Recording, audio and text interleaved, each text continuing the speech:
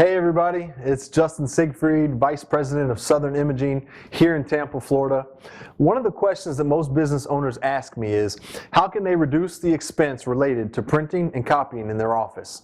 And the tip that I want to share with you today is going to address just that. You see, most companies are wrapping your service up into these big base agreements, which includes a certain amount of copies each month. These base agreements may include 5,000 black and white copies and 2,000 color copies, just as an example.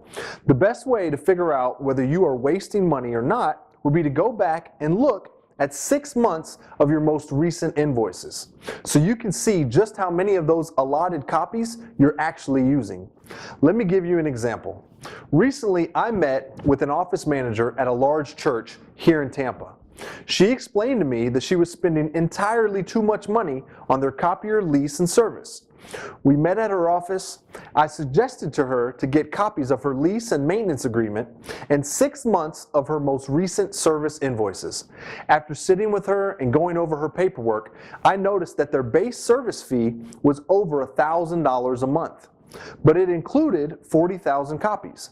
And as we looked a little further over the last 6 months, their monthly usage was less than 18,000 copies a month, which meant they were paying for an average of 22,000 copies that they weren't even using. There are a few ways to fix this. Your first option would be to go back to your current provider and renegotiate your contract. Or second, to find a provider that only charges you for your actual usage.